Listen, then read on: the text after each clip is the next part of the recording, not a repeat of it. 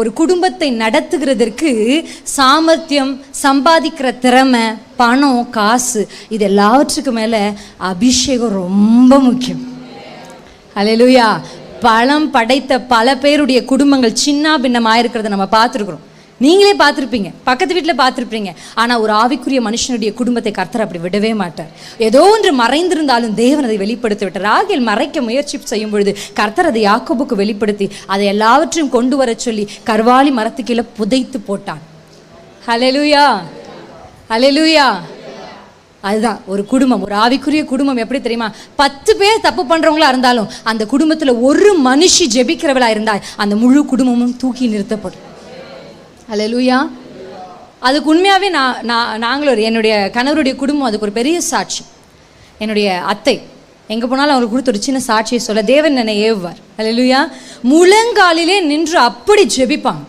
சத்தம் போட்டு, பாஸ்டர் சொல்கிறாரு சத்தம் போட்டு ஜெபிக்கிறது, அதோடைய மகிமை உங்களுக்கு தெரியாதுங்க, அதோடைய வேல்யூ இப்போ நான் சொல்லித்தரேன். ஹல்லேலூயா. அந்த சத்தம் போட்டு அப்படி ஜெபிப்பாங்க. பக்கத்து வீட்டுக்காரர் எல்லாருக்குமே கேட்கும். அதெல்லாம் அவங்க மைண்ட் பண்ணதே. சத்தம் போட்டு ஜெபித்து அப்படி ஆவியில் போராடுவாங்க பிசாசோட. வானமண்டலத்தின் பிசாஸ் போராடி போராடி தன்னுடைய கணவரை ஊழியக்காரராக்கிட்டாங்க, வேலையை விட வச்சு. தன்னுடைய மூத்த மகன் நல்லா படித்து நல்ல வேலையெல்லாம் வேண்டாம், ஊழியக்காரராக்கிட்டாங்க. தனக்கு ஒரு மருமக வரணும், அந்த மருமக நான் தான் ஆண்டவர் குறிச்சிட்டாரு, அவருக்கும் தெரியாது அவங்களுக்கும் தெரியாது. முட்டி போட்டு மருமகளுக்காக ஜெபிக்க ஆரம்பிக்கிறாங்க. ஆண்டவரே, என் மருமகள் இப்படி இப்படி இப்படி இப்படிலாம் இருக்க வேண்டும், நான் இப்படி இருக்கிறவள் அல்ல, நான் வேற மனுஷி. அல்லேலூயா. 3 வருஷத்துக்கு முன்னாடி எது என்னை சந்தித்தது என்று தெரியாது, அப்படியே தலைகளை என்னை மாற்றேன். 3 வருஷத்தில் என் தோற்றத்திலிருந்து, என் பேச்சிலிருந்து எல்லாமே மாறிச்சு. நான் நினச்சேன் யார் கேட்டால் என் மாமியார் ஜெபிச்சுட்டு இருந்திருக்காங்க.